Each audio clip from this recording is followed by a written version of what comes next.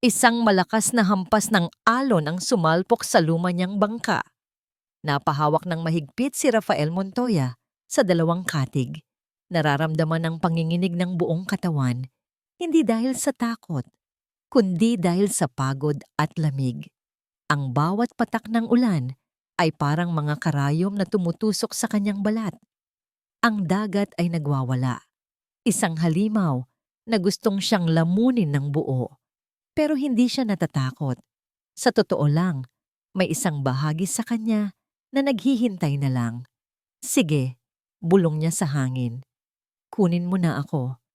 Ilang taon na rin siyang ganito. Isang buhay na bangkay. Gumigising sa umaga, hindi dahil gusto niya, kundi dahil kailangan. Ang katawan niya ay gumagalaw, pero ang kaluluwa niya ay matagal nang namatay. Namatay kasama nila. Ang ugong ng hangin ay parang pamilyar na tinig. Isang tinig na matagal na niyang hindi naririnig, ngunit kailanman ay hindi niya malilimutan. Ang tawa ng kanyang mag-ina, naaalala pa niya. Dito rin sa dagat na ito, sa isang masayang hapon, bago kinuha ng isang trahedya ang lahat, isang mas malakas na alon ang muling bumayo sa bangka. At sa pagkakataong ito, narinig niya ang malutong na tunog ng nababasag na kahoy. Tuluyan nang sumuko ang isa sa mga katig. Mabilis siyang nawalan ng balanse. Ang mundo niya ay umikot. Ang madilim na kalangitan at ang nagngingit-ngit na karagatan ay naging isa. Ang huli niyang naramdaman ay ang nagyayelong yakap ng tubig dagat. Hindi niya alam kung gaano katagal siyang walang malay. Nagising siya sa pamilyar na tunog ng mga along humahampas sa dalampasigan. Mas mahina na ang mga ito, tila napagod na rin sa pakikipaglaban. Dahan-dahan niyang iminulat ang kanyang mga mata. Buhangin. Basang buhangin ang una niyang nakita. Pinilit niyang bumangon. Bawat galaw ay may kasamang sakit. Nanginig ang kanyang mga braso habang itinutukod ang sarili. Nalanghap niya ang alat ng dagat at ang amoy ng mga nabuwal na puno. Winasak ng bagyo ang buong baybayin. Ang dati payapang paraiso ay isa na ngayong tanawin ng pagkawasak. Doon, sa gitna ng mga nagkalat na sanga ng niyog at basag na bangka, may isang bagay na nakaagaw ng kanyang pansin. Isang bulto. Isang bulto na hindi dapat naroroon. Nanginginig ang mga binti. Dahan-dahan siyang lumapit. Kinuha niya ang maliit na flashlight na nakasabit pa rin sa kanyang sinturon. Nagbabaka sakali, pinindot niya ito. At sa isang himala, umilaw ito. Itinutok niya ang mahinang sinag ng ilaw sa bulto. At doon, halos hindi siya makahinga. Isang babae. Nakahandusay siya sa buhanginan. Basang-basa ang damit, puno ng gasgas ang mga braso. Ngunit hindi iyon ang nakapagpatigil sa mundo ni Rafael. Ang mga kamay ng babae ay nakahawak ng mahigpit sa kanyang tiyan. Isang tiyan na napakalaki, malinaw na malapit na itong manganak. Mabilis siyang tumakbo palapit. Miss? Miss? Gising, gising. Marahan niyang tinapik ang pisngi nito. Isang mahinang ungol lang narinig niya. Buhay pa. Walang pag-aalinlangan, maingat niyang binuhat ang babae. Magaan ito, masyadong magaan para sa kalagayan nito. Ngunit mabigat ang pasan niya sa kanyang sinapupunan. Sa bawat hakbang palayo, sa dalampasigan at papunta sa kanyang lumang bahay na gawa sa kahoy, nararamdaman ni Rafael ang isang bagay na matagal na niyang hindi naramdaman. Isang silakbo ng tungkulin. Ang bawat hakbang ay isang pakikibaka. Ang putik ay kumakapit sa kanyang mga bota. At ang bigat ng babae sa kanyang mga braso ay tila pabigat ng pabigat. Ngunit hindi niya ito ininda. Ang bahay na dati simbolo ng kanyang kalungkutan ay ngayon, sa unang pagkakataon, sa loob ng maraming taon, ay naging isang kanlungan. Ang pinto ay umugong sa pagkakalawang ng kanyang itulak. Madilim sa loob, at naamoy niya ang pamilyar na halimuyak ng lumang kahoy at alikabok. Ang amoy ng kalungkutan. Maingat niyang inihiga ang babae sa paypay sa papag na kawayan, ang nag-iisang higaan sa maliit na sala. Sa isang sulok, sa dilim, nakatayo ang tumba-tumba. Ang tumba-tumba ng kanyang asawa. Napapikit si Rafael. Para bang nakikita pa niya si Elena Ron, humuhuni habang tinatahi ang damit ng kanilang munting si Ana. Isang mabilis na kirot ang gumuhit sa kanyang dibdib. Isang sugat na hindi kailanman naghilom. Mabilis niyang iwinaksi ang alaala. Hindi ito ang oras para doon. Kumuha siya ng isang makapal na kumot mula sa baul at maingat na ikinumot sa babae. Ngayon lang niya nasuri nang maayos ang mukha nito sa tulong ng liwanag ng gasera na kasisindi niya lang. Mukha siyang bata pa, marahil ay nasa 20 anyos pa lamang. Payat ang kanyang mukha, bahagyang lubog ang mga pisngi, tanda ng matinding pagod at marahil ay gutom. May mga tuyong luha sa gilid ng kanyang mga mata. Ngunit sa kabila ng lahat, may bakas ng katatagan sa kanyang anyo. Isang klase ng tibay na hinulma ng maraming pagsubok. Bigla, gumalaw ang babae. Dahan-dahan nitong iminulat ang mga mata at agad na bumakas ang pagkalito at takot. Sinubukan niyang bumangon, ngunit pinigilan siya ng sariling panghihina. Sa sino ka? Nasaan ako? Pabulong niyang tanong. Nanginginig ang boses. Kalma lang, sabi ni Rafael. Sinubukang gawing mahinahon ang kanyang boses na matagal nang hindi nagagamit sa pakikipag-usap. Naligtas kita mula sa dalampasigan. Nasa bahay ko tayo. Ligtas ka rito. Tumingin ang babae sa paligid, sa mga dingding na gawa sa sawali, sa bubong na may mga butas na tinatagpian ng yero. Pagkatapos ay napahawak siyang muli sa kanyang tiyan. Ang takot sa kanyang mga mata ay napalitan ng matinding pag-aalala. Ang mga anak ko. Bago pa man makasagot si Rafael, isang matinding sakit ang gumuhit sa buong katawan ng babae. Napasigaw siya, isang sigaw na puno ng paghihirap. Mahigpit niyang hinawakan ng kumot at ang kanyang muka ay namilipit sa sakit. Ah! Natigilan si Rafael. Ang eksenang ito, ang sigaw na ito, para siyang binuhusan ng nagyayelong tubig.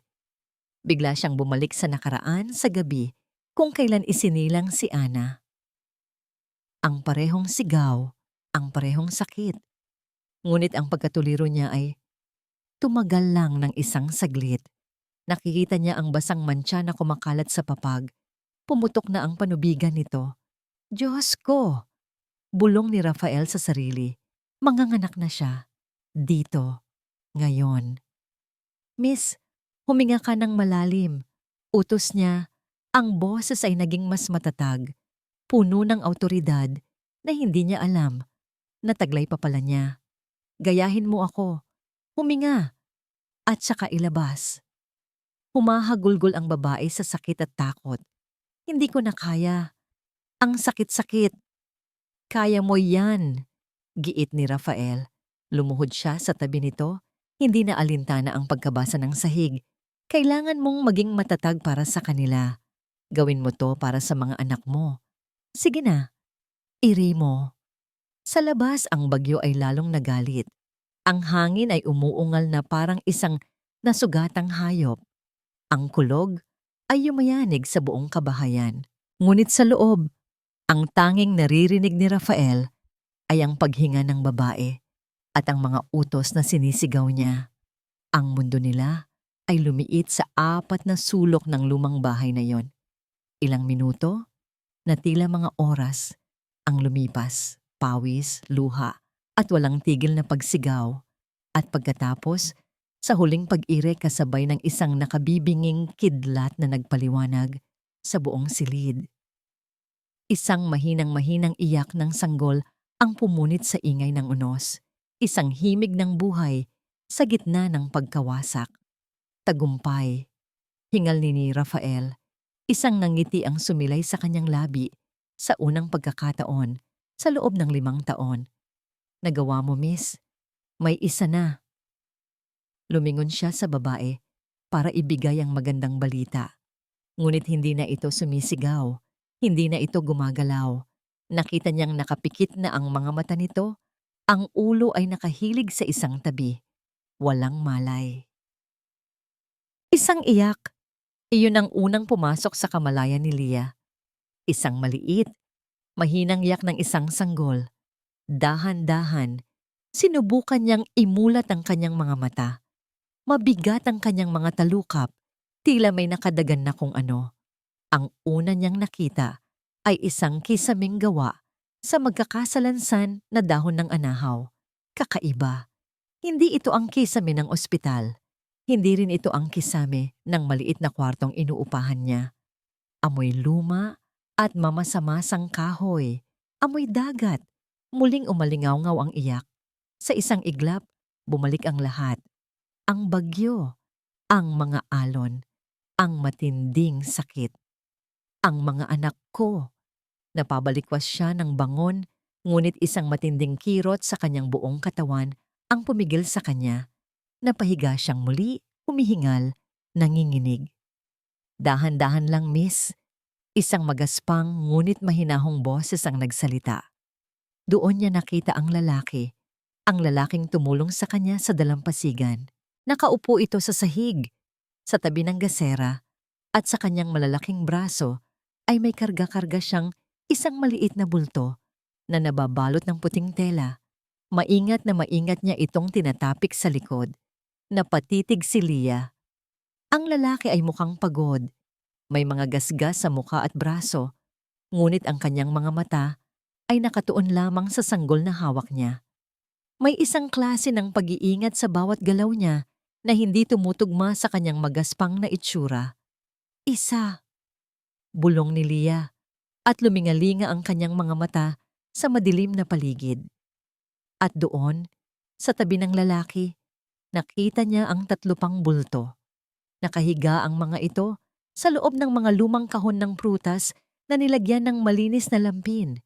Tahimik silang natutulog, maliliit na mga anghel sa gitna ng katahimikan pagkatapos ng unos. 4. Lahat sila ay ligtas. Isang mainit na likido ang dumaloy mula sa kanyang mga mata. Hindi ito luha ng takot o sakit. Ito ay luha ng napakatinding pasasalamat. Ligtas sila. Paulit-ulit niyang ibinulong sa sarili na parang isang dasal. Ligtas silang lahat. Napansin ng lalaki na gising na siya. Dahan-dahan itong tumayo at lumapit sa kanya. Iniaabot ang sanggol na karga nito. Umiiyak siya.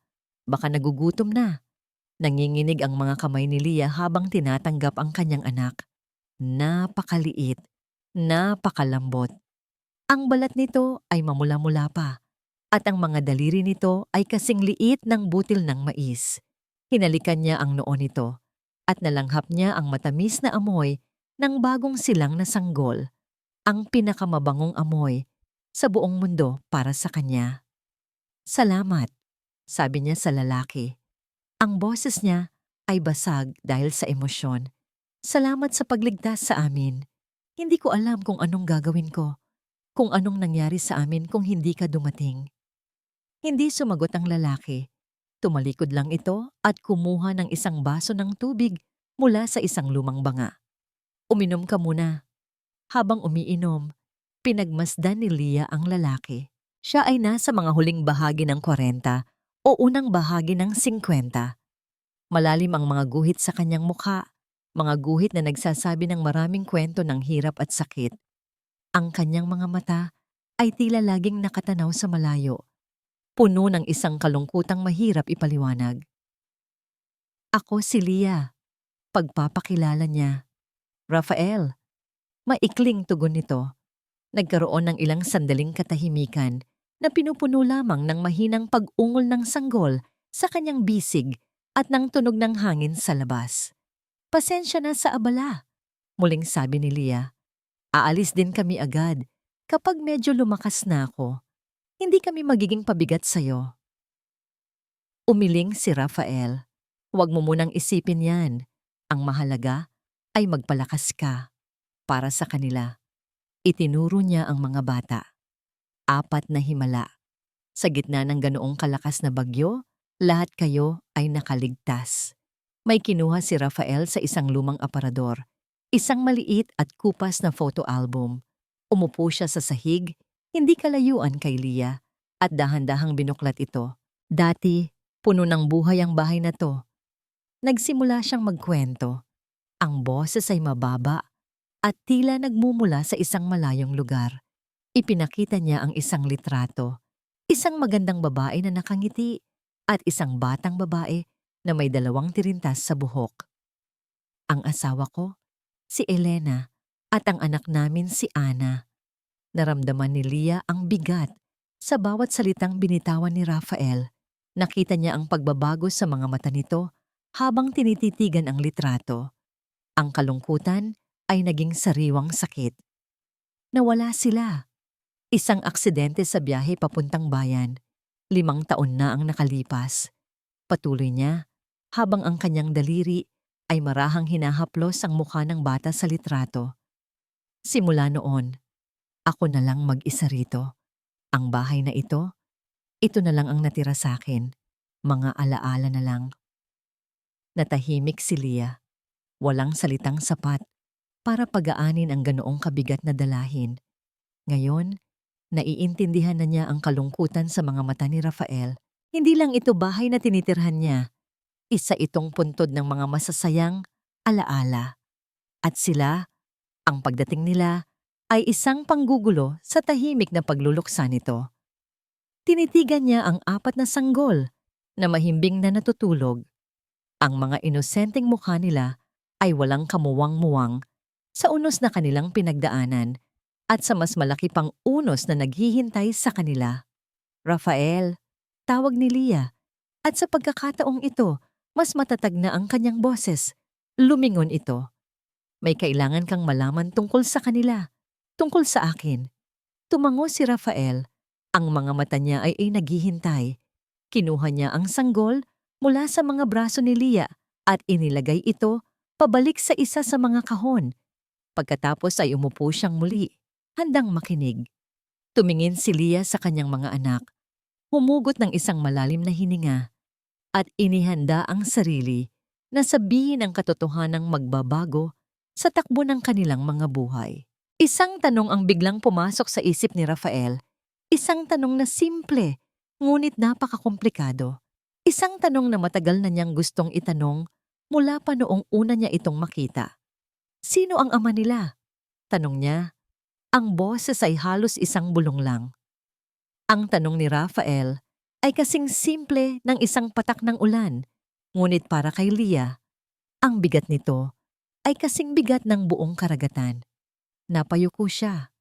Ang hiya at takot ay tila mga kamay na humahaplos sa kanyang lalamunan. Pinipigilan siyang magsalita. Paano niya sisimulan?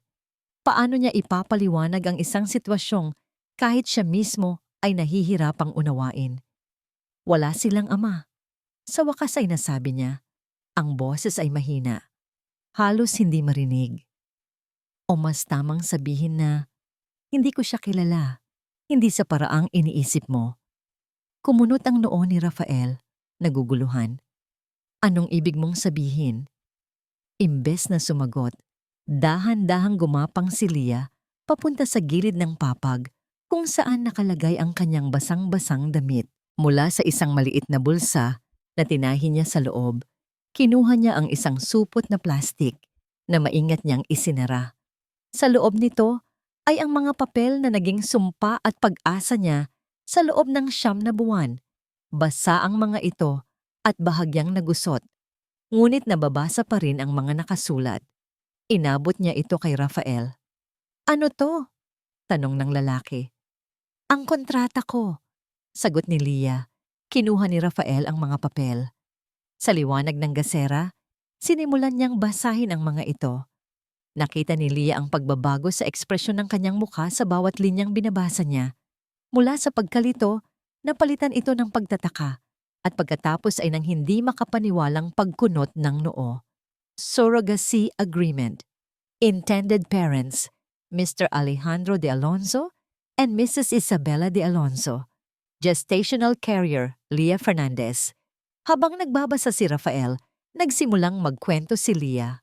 Ang mga salita ay lumabas mula sa kanyang bibig na parang isang ilog na sa wakas ay nakahanap ng labasan Matapos ang matagal na pagkaipon, umalis ako sa probinsya namin para makipagsapalaran sa Maynila. Nagtrabaho ako sa isang pabrika pero kulang na kulang pa rin ang sahod. Ang nanay ko may sakit sa puso, kailangan ng operasyon. Malaki ang kailangan naming pera. Isang araw, may lumapit sa akin. Isang ahente. Sabi niya, may alam daw siyang paraan para kumita ako ng malaki sa legal at marangal na paraan. Huminga siya ng malalim. Doon ko nalaman ang tungkol sa surrogacy, ang pamilya de Alonzo. Isa sila sa pinakamayayamang pamilya sa Makati. Sabi nila, matagal na nilang gustong magkaanak pero hindi kaya ni Mrs. de Alonzo. Naghahanap sila ng isang babaeng magdadala ng kanilang anak. Ang kapalit, sasagutin nila ang lahat ng gastusin sa ospital ng nanay ko at bibigyan pa ako ng perang sapat para makapagsimula ng bagong buhay. Nakita ni Leah ang pagigting ng panga ni Rafael. Noong una, nag-alangan ako, pero para kay nanay, pumayag ako. Dumaan ako sa maraming proseso sa isang mamahaling ospital. At nagtagumpay, sinabi ng doktor na buntis ako. Isang mapait na ngiti ang sumilay sa labi ni Leah. Sobrang saya ng mga de Alonzo. Inalagaan nila ako, ibinigay ang lahat ng gusto ko para akong prinsesa hanggang sa nalaman namin sa ultrasound na hindi lang isa ang dinadala ko. Napatigil sa pagbabasa si Rafael, itinaas niya ang kanyang tingin at sinalubong nito ang mga mata ni Leah na puno na ng luha. Nang malaman nilang apat ang nasa sinapupunan ko, nagbago ang lahat. Humagulgol si Leah. Nagpanik sila. Sabi ng doktor nila, masyadong risky at costly. Masyadong mapanganib para sa kalusugan ko at masyadong magastos para sa kanila. Kaya nagutos sila. Ang boses niya ay halos mabasag na. Inutusan nila akong magbawas. Ipalaglag ang 3 at magtira lang ng 1. Selective reduction ang tawag nila. Sa puntong iyon, isang tunog ang narinig ni Leah mula kay Rafael. Isang mahinang ungol na puno ng galit. Hindi ako pumayag, mariing sabi ni Leah, habang hinahaplos ang isa sa mga kahon kung saan natutulog ang kanyang anak. Paano ko gagawin yon? Paano ako pipili kung sino sa kanila ang mabubuhay at kung sino ang mamamatay? Mga anak ko sila, Rafael. Naramdaman ko silang lahat sa loob ko.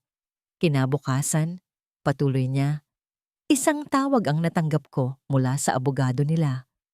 Muling nag-flashback sa isip ni Leah ang malamig at walang emosyong boses sa kabilang linya. Ms. Fernandez, due to your breach of the agreement to cooperate with medical recommendations, we are hereby terminating the contract. All financial support will cease immediately. You are on your own. Ganun lang kadali. Kinansela nila ang kontrata. Pinutol ang lahat ng tulong pinansyal. Iniwan nila ako na parang isang sirang gamit na hindi na nila kailangan. Pinalayas ako sa apartment na tinitirhan ko. Nawala lahat. Tumayo si Rafael. Naglakad siya palibot-libot sa maliit na espasyo. Ang kanyang mga kamay ay nakakuyom ng mahigpit sa kanyang tagiliran. Isang mabagsik na enerhiya ang bumalot sa kanyang buong katawan. Hindi sila tao. Mga demonyo sila. Ang boses niya ay mababa, ngunit puno ng bagsik. Isang kulog na nagbabadyang maging isang malakas na bagyo. Napasuntok siya sa haligi ng bahay at ang buong istruktura ay bahagyang nayanig. Hindi natakot si Leah. Sa halip, naramdaman niya ang isang kakaibang kapanatagan. Sa galit ni Rafael, nakita niya ang pagkampi. Sa unang pagkakataon, may isang taong naniwala sa kanya. Isang taong nakaramdam din ng galit para sa kanya. Huminto si Rafael sa harap niya. Tumingin siya kay Leah. Pagkatapos ay sa 4 na natutulog na sanggol. Ang galit sa kanyang mga mata ay napalitan ng isang bagay na mas malalim. Determinasyon. Dito lang kayo. Sabi niya, ang boses ay matatag at puno ng kasiguraduhan. Walang makakakuha sa inyo rito. Ligtas kayo rito. Pangako. Tumango si Lia habang ang mga luha ng pasasalamat ay muling dumaloy sa kanyang mga pisngi. Sa sandaling iyon, isang panibagong katahimikan ang bumalot sa kanila. Isang katahimikan na hindi dahil sa kawalan ng salita, kundi dahil sa isang nabuong pangunawa. Sa gitna ng pagkawasak na dulot ng bagyo, isang pundasyon ang naitayo, ang pundasyon ng tiwala. Ngunit ang katahimikang yon ay biglang pinunit. Mula sa malayo, isang tunog ang unti-unting lumalakas. Isang tunog na hindi nababagay sa liblib na lugar na yon. Ang ugong ng makina ng sasakyan. Hindi lang isa, kundi marami. At papalapit ito. Ang ugong ng mga makina ay parang kulog na gumugulong sa lupa. Papalapit. Yumayanig sa mismong sahig ng bahay ni Rafael. Agad siyang naging alerto. Ang katahimikan sa kanyang muka ay napalitan ng isang bakal na determinasyon. Tumingin siya kay Lia. Manatili ka sa loob. Ano man ang mangyari, huwag kang lalabas. Hindi, sino sila? Nanginginig na tanong ni Lia habang kinakarga ang isa sa kanyang mga anak. Niyayakap ito ng mahigpit na para bang kaya nitong protektahan ang sanggol mula sa paparating na panganib. Hindi ako sigurado, sagot ni Rafael. Pero may kutob ako. Mabilis siyang lumabas ng bahay at hinarang ang pinto gamit ang sarili niyang katawan. Ang mahinang ambon ay dumadampi pa rin sa kanyang mukha. Mula sa kanyang kinatatayuan, kitang-kita niya ang pinagmumulan ng ingay. 2 makintab na itim na SUV. Ang mga sasakyang iyon ay halatang hindi nababagay sa maputik at baku-bakong daan ng kanilang baryo. Para silang mga itim na halimaw na lumitaw mula sa ibang mundo. Huminto ang mga ito, ilang metro lang mula sa kanyang bahay.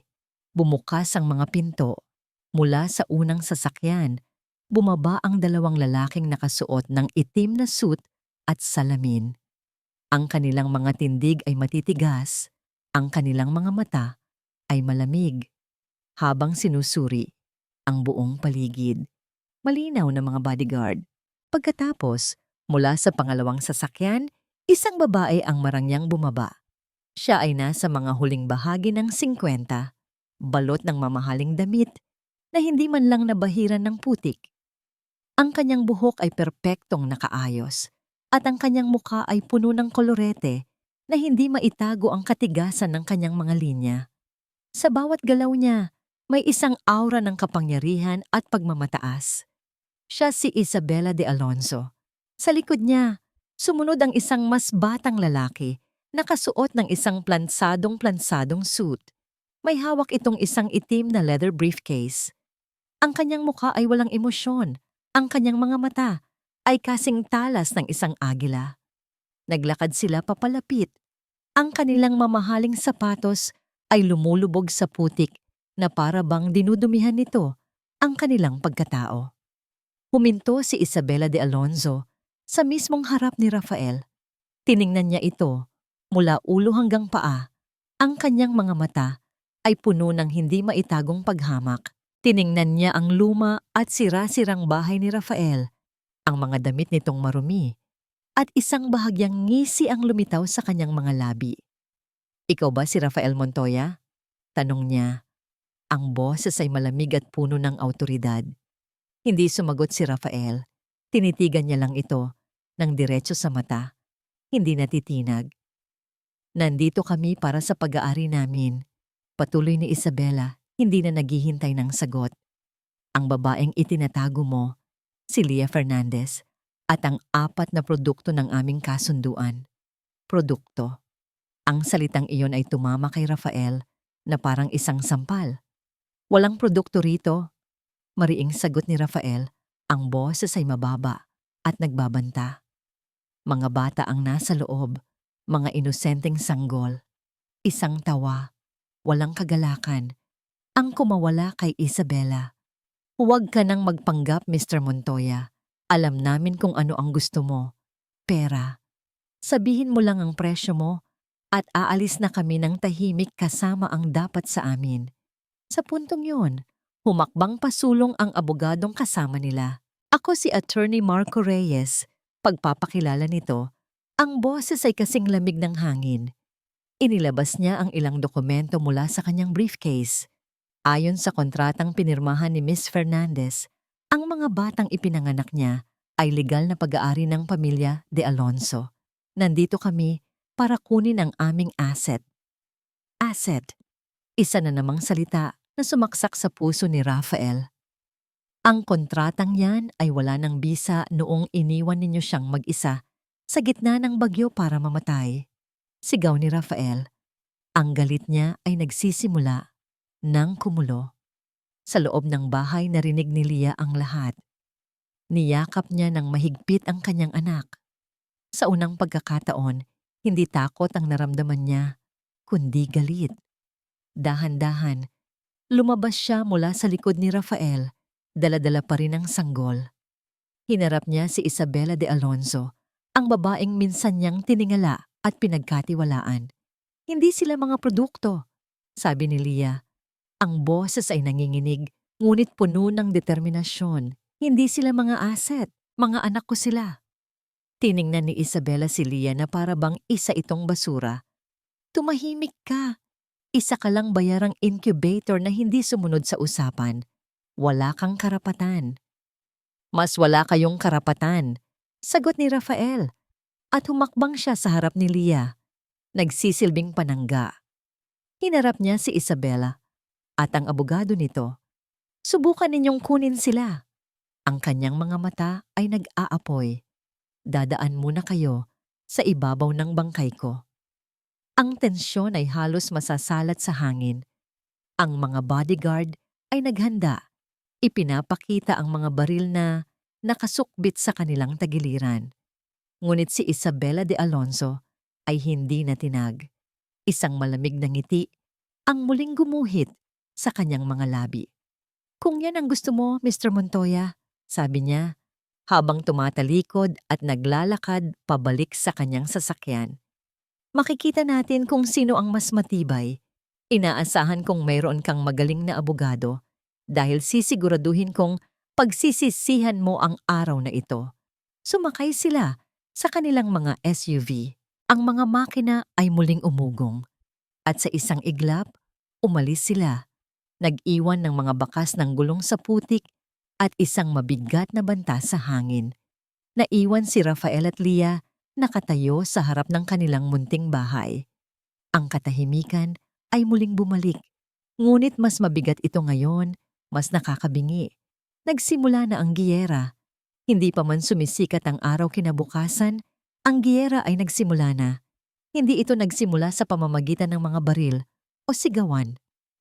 Nagsimula ito sa isang bagay na mas malakas at mas mapanira, ang pagpihit sa kwento. Si Mang Cardo, ang may-ari ng nag-iisang sari-sari store sa kanilang baryo, ang nagdala ng balita. Maaga pa lang ay kumatok na ito sa pintuan ni Rafael. May dalang transistor radio na bukas sa pinakamalakas na volume nito. Isang nakakaantig, ngunit nakakabahalang kwento mula sa probinsya ng Bicol. Isang mayamang pamilya mula sa Maynila, ang mga de Alonso, ay desperadong hinahanap ang kanilang 4 na bagong silang na anak na umano'y tinangay ng isang lokal na mangingisda matapos iligtas ang ina ng mga bata, na isang surrogate mother mula sa hagupit ng bagyo. Napatigil si Lia sa pagpapadede sa isa sa kanyang mga anak. Ang kanyang mga mata ay nanlaki sa gulat at hindi makapaniwala. Si Rafael naman ay napakuyom ng kanyang mga kamao. Ang kanyang mukha ay nagdilim. Ayon sa kampo ng mga de Alonso, patuloy ng radio announcer, ang boses ay puno ng drama. Ang mangingisdang kinilalang si Rafael Montoya ay di umano'y humihingi ng malaking halaga kapalit ng mga bata. Isang malinaw na kaso ng kidnapping for ransom ayon sa kanilang abogado. Sinungaling! Sigaw ni Mang Cardo. Kilala ka namin, Rafael. Alam naming hindi mo yan magagawa. Ngunit ang boses ni Mang Cardo ay isa lang sa iilan. Ang boses ng radyo ay umaabot sa milyon-milyon. Sa paglipas ng mga oras, Lalong lumala ang sitwasyon. Nabalitaan nila mula sa mga kapitbahay na ipinalabas na rin ito sa telebisyon. Sa isang news program sa tanghali, lumabas si Isabela de Alonzo. Umiiyak sa harap ng kamera. Ang kanyang mukha ay puno ng pagkukunwaring dalamhati. Gusto ko lang pong makuha ang aking mga apo. Sabi niya sa pagitan ng mga hikbi. Handa kaming ibigay ang lahat. Huwag lang saktan ang mga inosenteng anghel. Para sa lalaking kumuha sa kanila, maawa ka. Ibalik mo na sila sa amin. Ang buong Pilipinas ay nakapanood. Ang buong Pilipinas ay naniwala sa mga luha ng isang bilyonarya. Gabi, nagsisiksikan sila sa bahay ni Mang Cardo para makapanood sa maliit at luma nitong telebisyon. Sa screen, ang mukha ni Rafael ay malaki at malinaw. Isang litratong kuha marahil nang hindi niya namamalayan. Sa ilalim nito ay ang mga salitang kidnapper. Pagkatapos, isang larawan ni Leah ang ipinakita. Isang lumang litrato na mukhang kinuha mula sa kanyang lumang social media account. Nakangiti siya rito, kuha noong bago pa ang lahat ng gulo. Ngunit ang caption sa ilalim ay malisyoso. Unfit mother? Naglabasan ang mga eksperto at analista sa TV. Malinaw na sinasamantala ng lalaki ang sitwasyon para makakuha ng pera, sabi ng isang abogado. At ang babae naman, mukhang emotionally unstable. Marahil ay naimpluwensyahan lamang siya ng kidnapper, sabi naman ng isang psychologist. Ang pinakamasakit para kay Leah ay ang mga komento sa social media na binabasa ng malakas ng isa sa mga nanonood. Grabe! Kapal ng mukha ni kuya. Gumamit pa ng bata para sa pera. Kawawa naman yung pamilyang de Alonzo. Sila na nga ang biktima. Yung babae, irresponsable, pumayag sa surrogacy tapos hindi susunod sa usapan. Deserve niya yan. Bawat salita ay parang isang suntok sa sikmura ni Leah. Napayoko siya. Hindi na makatingin sa screen. Ang buong mundo ay humuhusga sa kanila. Ang buong mundo ay kinakalaban sila. Naramdaman niya ang unti-unting paggapang ng pagdududa sa kanyang puso. Paano nila lalabanan ito? Sila, na walang pera, walang kapangyarihan, laban sa isang pamilyang kayang bilhin, ang opinyon ng buong bansa. Nagsimula siyang isipin na baka nga siya ang may kasalanan, baka nga pabigat lang siya. Kung hindi siya nakilala ni Rafael, hindi ito madadamay sa gulo. Tahimik pa rin sana ang buhay nito, kahit malungkot. Nang gabing iyon, hindi siya makatulog. Tahimik siyang lumabas ng bahay ni Rafael at umupo sa dalampasigan. Ang dagat ay kalmado na, ang buwan ay maliwanag. Ngunit sa loob niya, isang bagyo ang nagwawala. Narinig niya ang mga yabag sa buhangin sa likuran niya. Si Rafael, umupo ito sa tabi niya. Hindi nagsasalita. Siguro mas mabuti kung ibigay ko na lang sila. Basag ni Leah sa katahimikan. Ang boses ay halos pumanaw na. Para matapos na to. Para hindi ka na madamay. Tumingin sa kanya si Rafael. Ang mga mata nito ay seryoso sa ilalim ng liwanag ng buwan. At pagkatapos, tanong nito, anong mangyayari sa'yo? Sa kanila? Ibibigay mo sila sa mga taong tingin sa kanila ay produkto? Sa mga taong handang pumatay ng 3 para lang sa kanilang kagustuhan? Pero paano tayo lalaban? Umiiyak na tanong ni Leah. Rafael, buong mundo ang kalaban natin. Kinuha ni Rafael ang isang bato mula sa buhanginan at inihagis ito sa dagat. Pinanood nila ang pagtalbog nito sa ibabaw ng tubig bago tuluyang lumubog. Hindi ang buong mundo, sabi ni Rafael. Ang boses ay matatag. Ang kalaban natin ay ang mga kasinungalingan nila. At ang tanging panlaban sa kasinungalingan ay ang katotohanan. Gaano man nila subukang ibaon, lalabas at lalabas pa rin yan. Ibinigay niya kay Leah ang isang papel na kanina pa niya hawak. Isang sulat. Galing sa isang abogado mula sa bayan na narinig ang kanilang panig sa radyo at nag-aalok ng tulong. Pro bono. Hindi tayo nag-iisa, Leah, sabi ni Rafael. Ngunit bago pa man makaramdam ng tuluyang pag-asa si Leah, isang tawag ang natanggap ni Mang Cardo mula sa isang kamag-anak na nagtatrabaho sa munisipyo. Isang formal na subpena ang inihain laban sa kanila, isang court hearing, at habang binabasa ni Rafael ang mga detalye sa text message na ipinasa sa kanya, isang pangalan ang nakaagaw ng kanyang pansin.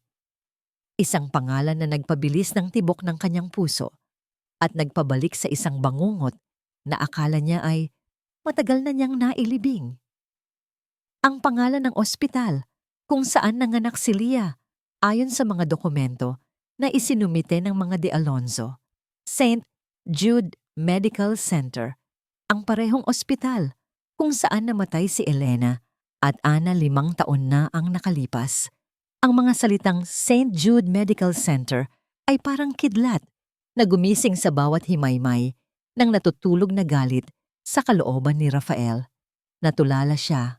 Ang ingay ng mga alon, ang ihip ng hangin, ang pag-iyak ng mga sanggol sa loob ng bahay, lahat ay biglang naglaho.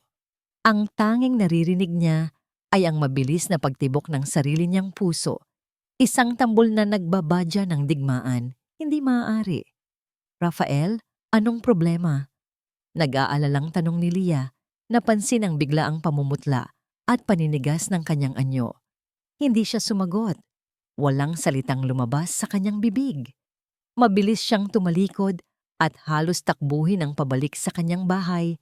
Iniwan si Leah na naguguluhan sa dalampasigan. Pumasok siya sa loob, dumiretso sa kanyang maliit na silid. Sa ilalim ng kanyang papag, may isang lumang baul na gawa sa kahoy. 5 taon na niya itong hindi binubuksan. 5 taon na niyang sinubukang ibaon, kasama ng mga laman nito, ang pinakamasakit na bahagi ng kanyang buhay. Nanginginig ang kanyang mga kamay habang inaalis ang makapal na alikabok sa takip nito. Hirap niyang binuksan ang kinakalawang na trangka. Isang amoy ng lumang papel at natuyong luha ang sumalubong sa kanya. Doon, sa loob, nakasalansan ang mga dokumento ng isang buhay na winasak, mga hospital bills, mga medical records, mga liham mula sa mga abogado, mga litrato ni Elena at Ana noong masaya pa sila, bago ang araw na yon. Kinuha niya ang isang makapal na folder. Ang label na isinulat niya noon ay bahagya ng nabubura. Kaso ng pagkamatay ni Elena at Ana Montoya versus St. Jude Medical Center. Doon, sa ilalim ng madilim na liwanag ng gasera, muli niyang binasa ang mga papeles. Ang bawat salita ay isang patalim na muling bumubukas sa sugat na hindi kailanman naghilom. Simple lang ang kaso noon. Isang hapon, habang pauwi sila mula sa bayan, biglang inatake ng hika si Ana. Isinugod nila ito sa pinakamalapit at pinakamagandang ospital sa lugar, ang St. Jude. Ngunit sa emergency room, tinanggihan sila. Hinanapan sila ng malaking deposito bago pa man tingnan ang bata. Nagmakaawa si Elena, lumuhod, ngunit matigas ang mga nurse at ang doktor na naka-duty. Hospital policy. Iyon ang paulit-ulit nilang sinasabi. Sa gitna ng pakikipagtalo, si Elena naman, na may problema sa puso, ang biglang inatake. Stress at matinding pag-aalala. Doon lang sila nagpanik. Ngunit huli na ang lahat. Pareho silang namatay bago pa man dumating ang espesyalista. Sinubukan ni Rafael na kasuhan ng ospital. Negligence resulting in double homicide. Ngunit ang St. Jude ay hindi lang basta ospital. Ito ay pag-aari ng isang malaking korporasyon, isang pamilyang may kapangyarihan at impluensya. Ang parehong pamilya, nalaman niya kalaunan na nagmamay-ari ng daan-daang negosyo sa bansa. Ang mga De Alonzo, ang kaso niya ay ibinasura, kakulangan ng ebidensya, sabi ng korte. Ang mga CCTV footage ay biglang nawala. Ang mga medical records ay tila na misplace. Ang mga testigo ay biglang nagbago ng kanilang mga salaysay. Natalo siya, hindi dahil hindi siya tama, kundi dahil mahirap lang siya. Napahagulo si Rafael, isang tunog na pinipigilan niya sa loob ng 5 taon-taon. Ang sakit, ang galit, ang kawalan ng kapangyarihan, lahat ay bumalik. Mas matindi, mas malinaw. Ang pakikipaglaban para kay Leah at sa mga bata ay hindi na lang tungkol sa pagiging tama. Ito ay naging personal. Ang mga De Alonso, ang mga taong pumatay sa kanyang pamilya, ay ang parehong mga taong gustong kunin ang bagong pamilyang nagsisimula nang magbigay ng liwanag sa kanyang madilim na mundo. Kinabukasan, ibang Rafael ang humarap kay Leah. Wala na ang bakas ng pag-aalinlangan. Wala na ang kalungkutan sa kanyang mga mata. Napalitan ito ng apoy. Isang nagbabagang apoy ng isang taong wala nang maaaring iwawala pa at handang ipaglaban ang lahat. Ikinuwento mo sa akin ang iyong nakaraan, sabi ni Rafael kay Leah habang inilalatag sa mesa ang mga lumang dokumento ng kanyang kaso. Panahon na para malaman mo rin ang sa akin. Ikinuwento niya ang lahat, ang tungkol kay Elena at Ana, ang tungkol sa St. Jude, ang tungkol sa mga De Alonso. Habang nagsasalita si Rafael, unti-unting nagbago ang tingin ni Leah sa kanya. Hindi na lang siya isang mabuting estranghero na tumulong sa kanya. Siya ay isang kapwa-biktima, isang kapwa-mandirigma. Ang kanilang mga kwento, bagamat magkaiba, ay pinag-ugnay ng iisang kalaban. Hindi ito nagkataon lang, Rafael, bulong ni Leah. Habang tinitingnan ang mga pangalan sa mga papeles, ito ay tadhana. Hindi, mariing sagot ni Rafael.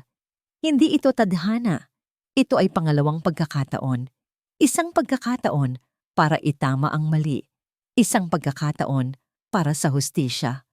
Tumayo siya at naglakad papunta sa puntod ng kanyang mag-ina na nasa likod lang ng bahay. Sumunod si Leah. Pinunasan ni Rafael ang alikabok sa lapida. Elena, na! Bulong niya. Patawarin niyo ako kung sumuko ako noon. Pero hindi na ngayon. Humarap siya sa direksyon ng karagatan. Sa direksyon kung nasaan ang Maynila. Hindi na ngayon. Ibabangon ko ang katarungan para sa inyo. Para sa kanila.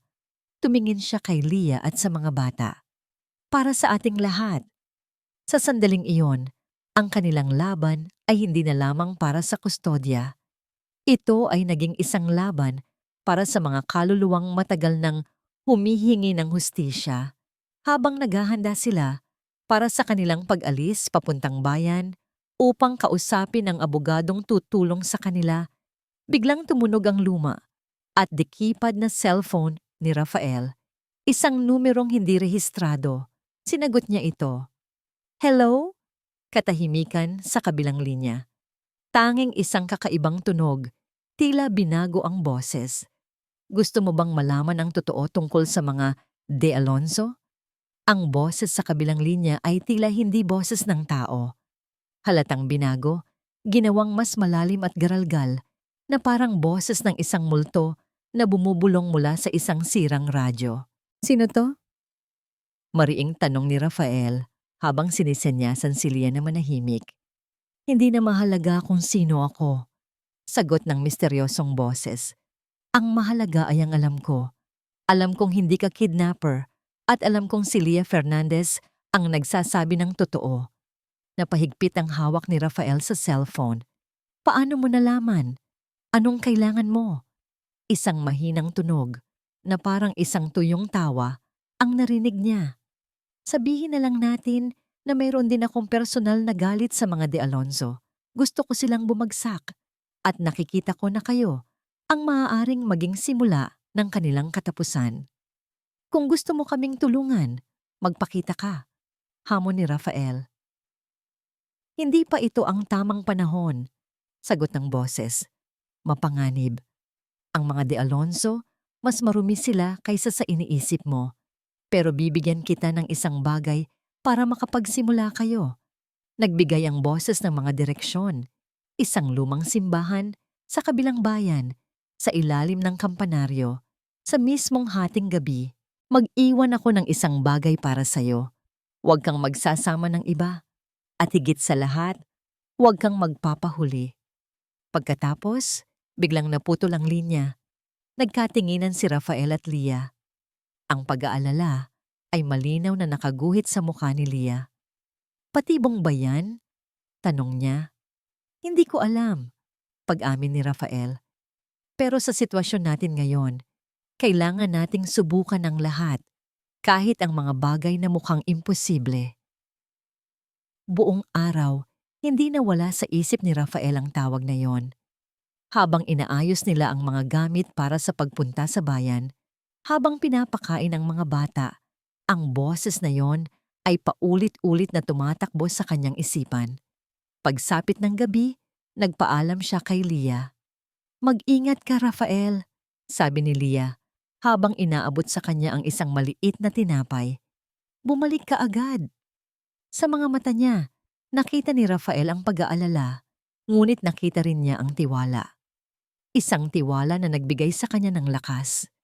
Madilim at maputik ang daan, papunta sa kabilang bayan. Ang luma niyang motorsiklo ay hirap na hirap sa bakubakong kalsada. Ang bawat anino ng mga puno ay tila isang kalaban na nag-aabang. Ang bawat tunog ng gabi ay nagdudulot ng kaba. Ngunit hindi siya natakot. Mas malakas ang pagnanais niyang makahanap ng paraan para lumaban. Narating niya ang lumang simbahan. Tahimik.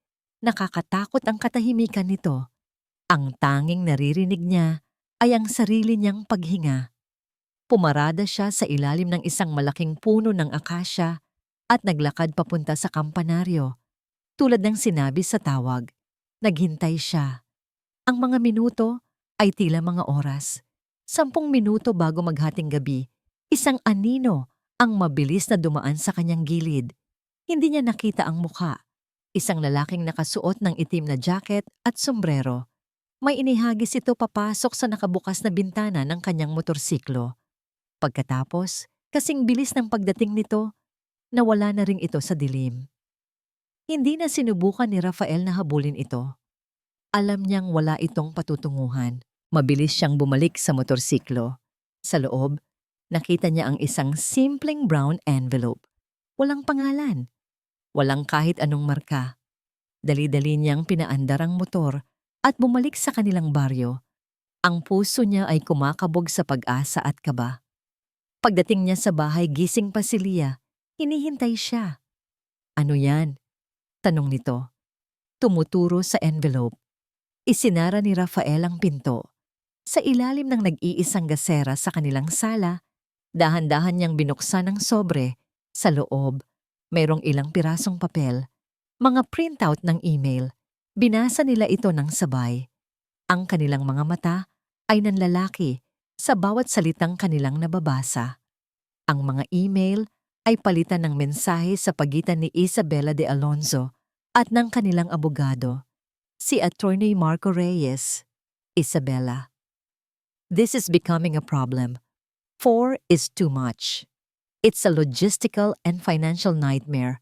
We need to reduce the risk. Tell her to cooperate with the doctors for a selective reduction. Attorney Reyes. Ma'am, she's refusing. She's becoming emotional. Isabella. Emotional? I'm not paying her to be emotional. This is a business transaction. Make her understand. Intimidate her if you have to. Remind her of the contract. If she continues to refuse, we cut her off. Solve this problem, Reyes. I want it solved. Napatakip ng bibig si Leah. Eto na. Ang ebidensya. Ang patunay ng kasamaang ginawa sa kanya. Isang itim at puting patunay na hindi lang basta kinansela ang kontrata, kundi sinadya siyang puwersahin sa isang desisyong labag sa kanyang kalooban. Ito na. Bulong ni Rafael. Ang kanyang boses ay nanginginig sa matinding emosyon. Ito na ang unang bala natin. Sa kauna-unahang pagkakataon, mula nang magsimula ang gulo, nakaramdam sila ng tunay na pag-asa. Hindi na sila mga biktima lang na naghihintay ng kanilang kapalaran. Sila na ngayon ay mga mandirigma na may hawak na sandata.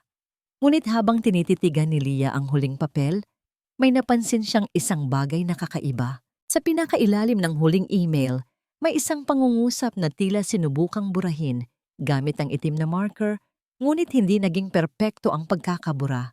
Sa tulong ng liwanag ng gasera, bahagya pa ring nababasa ang mga salita. We cannot afford another incident, sulat ni Isabella. Solve this quietly, Reyes, tulad ng nangyari kay...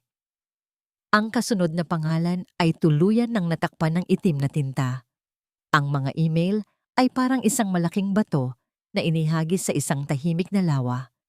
Gumawa ito ng malalaking alon na yumanig sa pundasyon ng pamilya de Alonso. Sa tulong ng kanilang bagong abogado, si Attorney Sandoval, isang matapang na human rights lawyer, na iparating nila ang mga ebidensya sa isang kilalang mamamahayag. Kinabukasan, laman na ito ng lahat ng balita. Sa unang pagkakataon, nakaramdam ng panalo si Leah habang pinapanood niya sa TV ni Mang Cardo ang mga news anchor na paulit-ulit na binabanggit ang mga salitang coercion at selective reduction. Isang ngiti ang sumilay sa kanyang labi. Nakikita niyo yan, mga anak? Bulong niya sa mga sanggol na natutulog sa kanyang tabi. Lumabas din ang totoo. Lalaban si nanay para sa inyo. Ang opinyon ng publiko ay unti-unting nagbago. Ang mga komentong dati puno ng paghusga sa kanya ay napalitan ng simpatya. Ang hashtag na Justice for Leah ay nagsimulang mag-trend online. Naramdaman ni Leah na humihinga siyang muli. Naramdaman niyang may pag-asa, ngunit ang pag-asang iyon ay kasing bilis ng isang bula. Kinagabihan, isang exclusive report ang umere sa isang primetime news program na kilalang kaalyado ng mga De Alonso. Sino nga ba si Leah Fernandez? Panimula ng reporter, ang boses ay puno ng intriga. Ang babaeng na ngayon ay kinakaawaan ng marami, ay may madilim di umanong nakaraan na pilit itinatago. Nanigas si Leah sa kanyang kinauupuan. Ang reportahe ay nagpakita ng mga panayam mula sa kanyang datihang probinsya. Mga taong matagal na niyang hindi nakikita. Mga taong hindi niya akalaing magsasalita laban sa kanya. Nako, si Leah, sabi ng dati niyang landlady, si Aling Puring. Lagi yang huli magbayad ng upa. Palaging maraming dahilan. Medyo magulo ang buhay.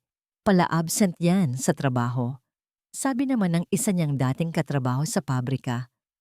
Parang laging may problemang personal. Mahirap asahan.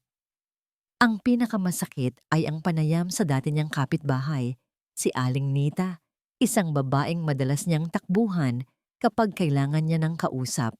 Ngayon, sa harap ng kamera, iba ang kwento nito. Mabait naman si Leah, pero paano ko ba sasabihin? Parang hindi siya stable. Sabi ni Aling Nita, ang mga mata ay puno ng pagkukunwaring awa. Minsan masaya, minsan naman hindi mo makakausap. Nag-aalala nga kami para sa kanya. Hindi ko akalaing hahantong sa ganito. Baka kailangan niya ng tulong, hindi ng mga bata. Para siyang binuhusan ng isang baldeng puno ng maruming putik. Bawat salita ay isang bato na ipinupukol sa kanyang pagkatao. Ang kanyang kahirapan ay ginawang katamaran. Ang kanyang kalungkutan ay ginawang emotional instability.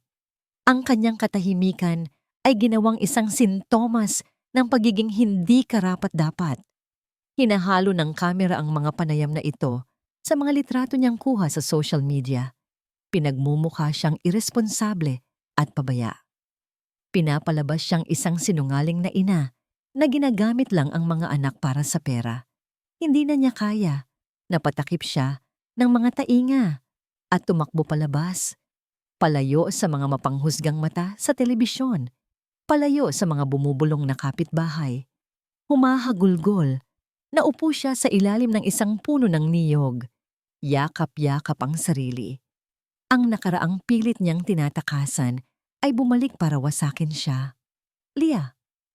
Ang boses ni Rafael ay mahinahon.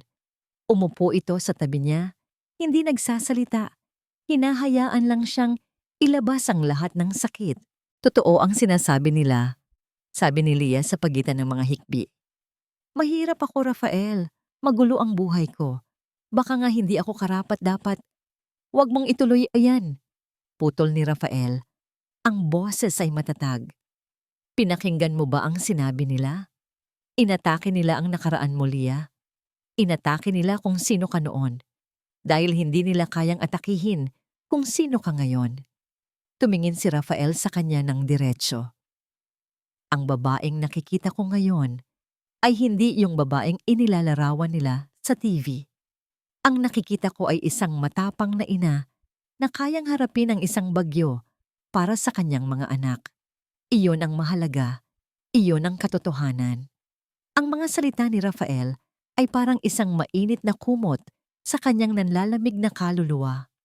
Tumingin siya sa maliit na bahay.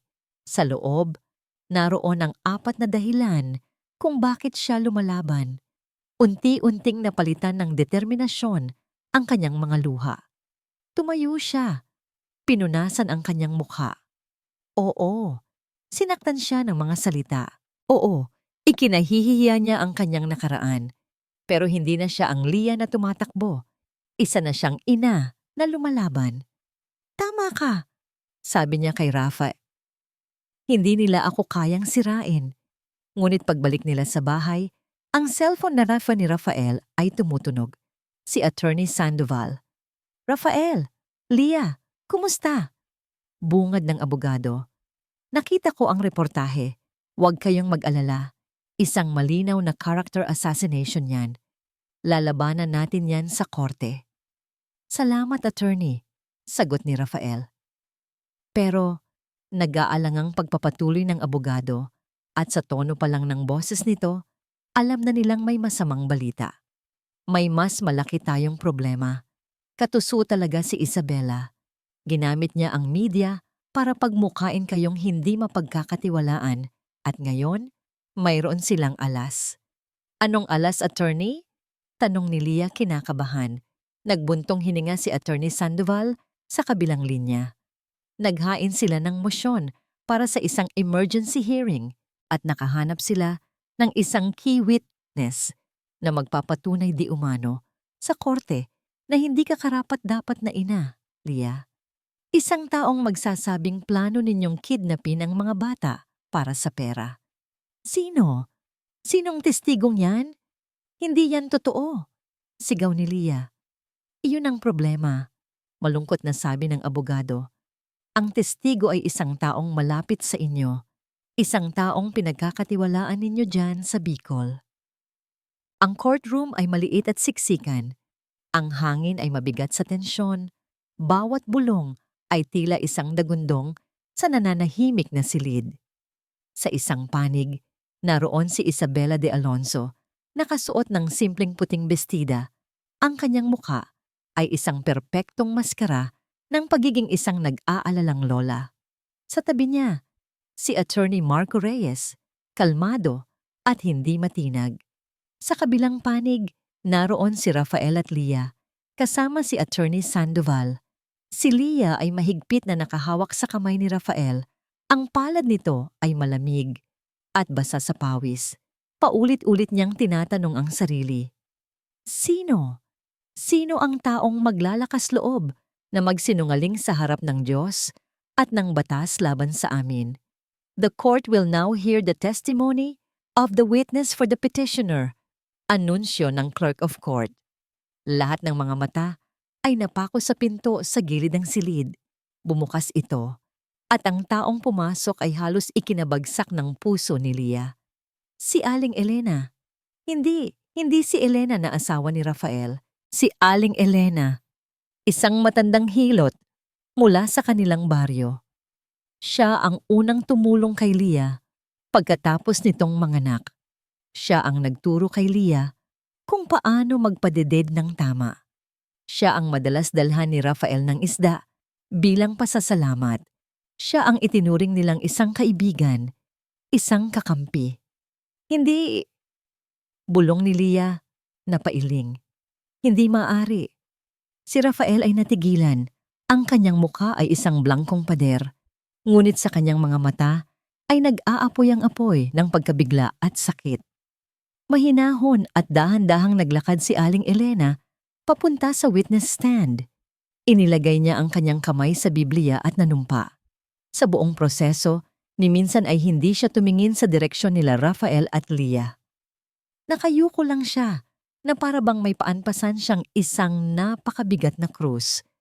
Aling Elena, magalang na tanong ni Attorney Reyes, maaari mo bang sabihin sa korteng ito kung paano mo nakilala si Mr. Montoya at Miss Mays Fernandez? Sila po ay mga kababaryo ko. Sagot ni Aling Elena, ang boses ay mahina at nanginginig. Ako po ang tumulong kay Leah noong siya ay nanganak. Sa mga araw na yon, may narinig ka ba mula sa kanila?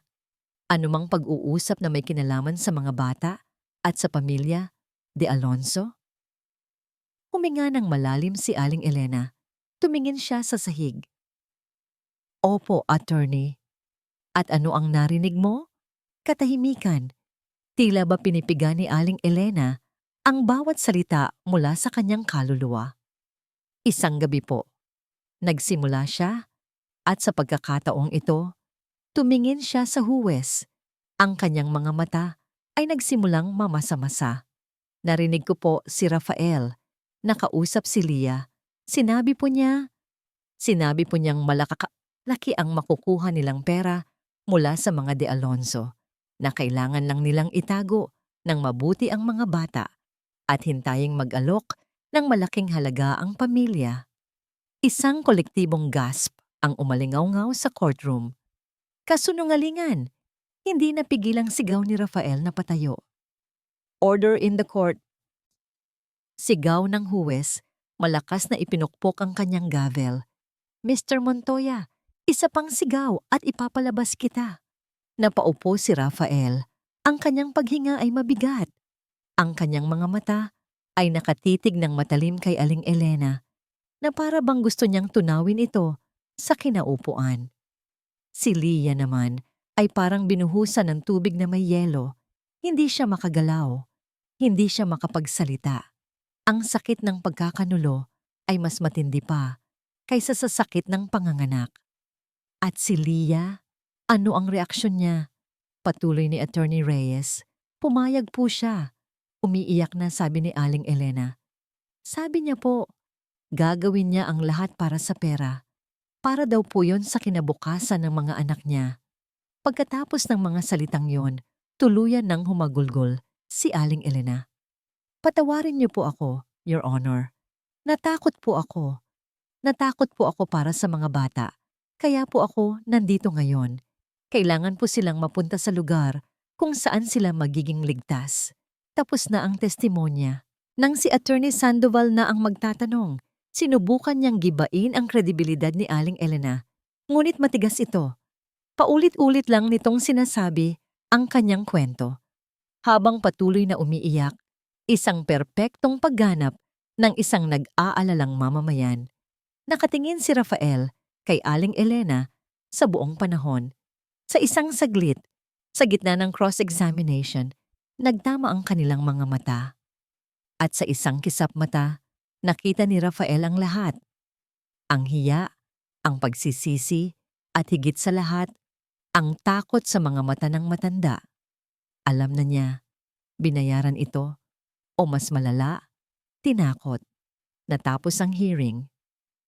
Ngunit para sa kanila, Rafael at Leah, tapos na ang laban bago pa man magbigay ng desisyon ang huwes. Habang nag-aabang sila, nakita nila si Isabela de Alonso na marahang tinapik sa balikat si Aling Elena habang papalabas ito ng silid. Isang simpleng galaw, ngunit para sa kanila, iyon ay ang pagbabayad ng isang hudas sa kanyang 30 pirasong pilak. Nakatayo si Attorney Marco Reyes. Ang kanyang mukha ay kasing tigas pa rin ng dati. Walang bahid ng tagumpay o anumang emosyon. Tumingin siya sa huwes. Your Honor, with this damning testimony, it is clear that the children are not safe with Mr. Montoya and Miss Fernandez. Sabi niya, ang boses ay matatag at malinaw. We move for the immediate transfer of the children to the De Alonso family for their safety, pending the final decision of this court. Ang mga salitang yon ay parang isang hatol ng kamatayan. Ang tunog ng gavel ng huwes ay hindi lang isang tunog. Isa itong kidlat na humati sa puso ni Leah. Isa itong lindol na gumuho sa mundong sinubukan nilang itayo ni Rafael. The court grants the motion for temporary custody transfer to the petitioners, effective immediately. Effective immediately. Ang dalawang salitang iyon ay umaling-awngaw sa isipan ni Leah. Paulit-ulit. Hindi maaari. Naramdaman niya ang paghigpit ng hawak ni Rafael sa kanyang kamay. Naramdaman niya ang pagtayo ni Attorney Sandoval para magprotesta. Ngunit huli na ang lahat. Ang desisyon ay naibigay na.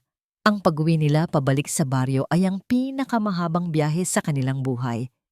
Walang nagsasalita. Ang tanging naririnig ay ang tunog ng lumang jeep at ang mahinang paghikbi ni Leah na pilit niyang tinatago. Nakatingin lang si Rafael sa labas ng bintana.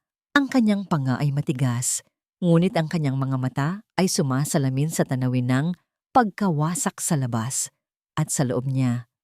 Pagdating nila sa bahay, nandoon na sila. Isang van mula sa Department of Social Welfare and Development, DSWD.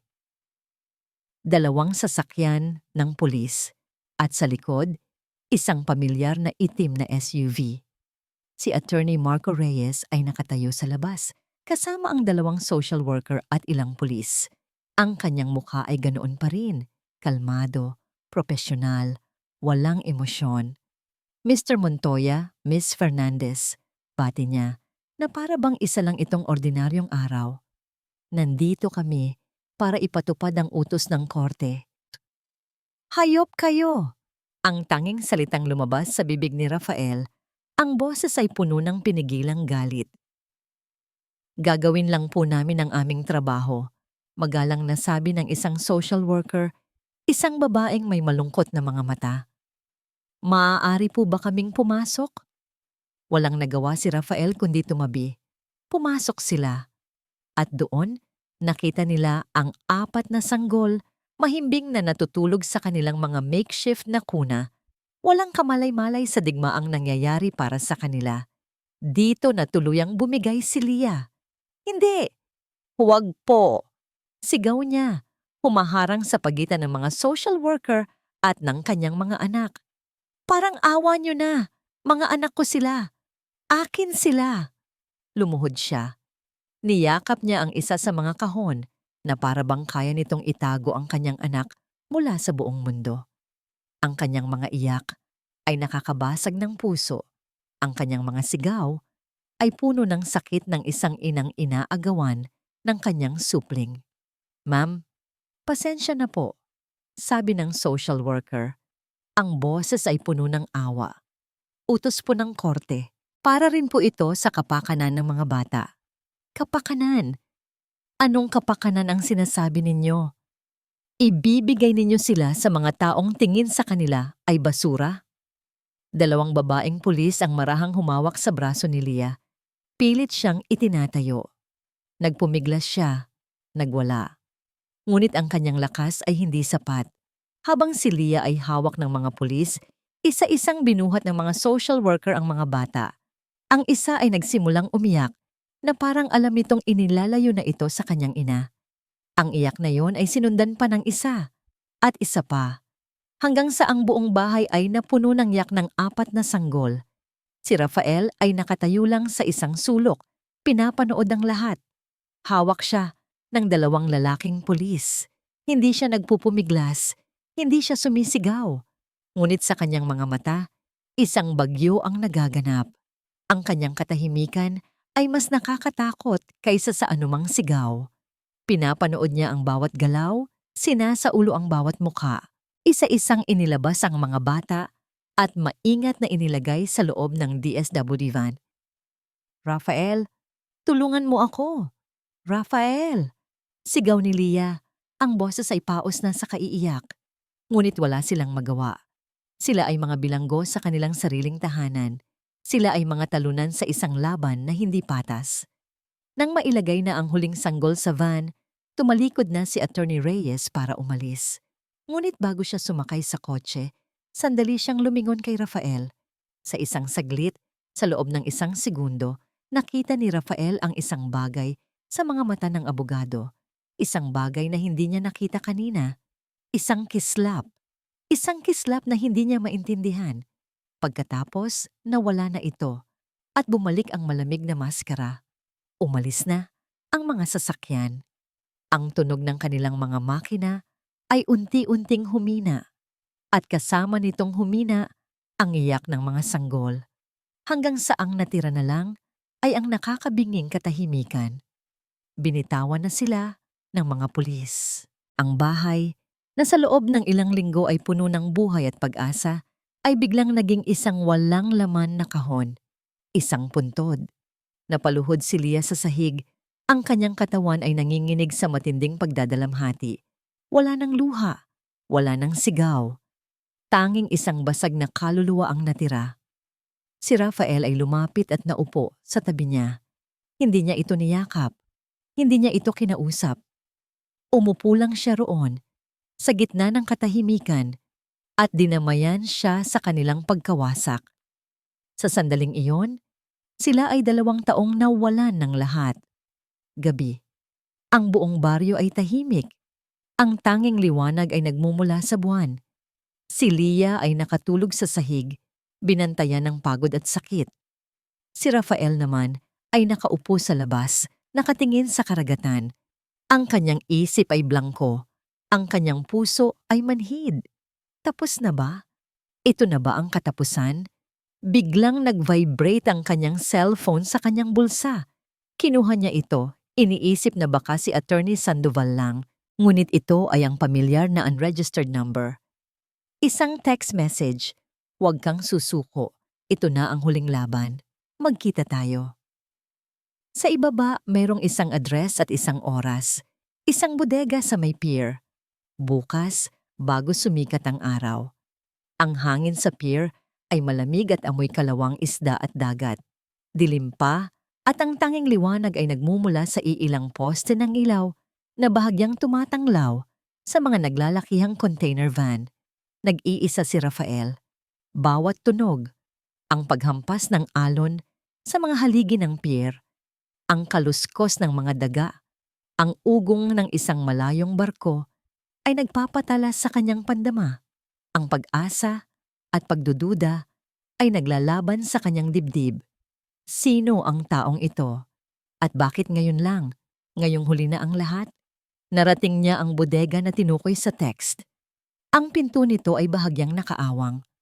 Sa isang malalim na hininga, itinulak niya ito at pumasok. Madilim sa loob.